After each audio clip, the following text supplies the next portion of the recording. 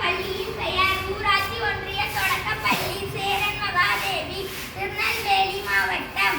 திருக்குறள். ஒழுக்கம் விழுப்பம் தரலாம், ஒழுக்கம் உயிரினும் ஓம்பப்படும். பொருள்: ஒழுக்கம் எல்லோருக்கும் உயர்வை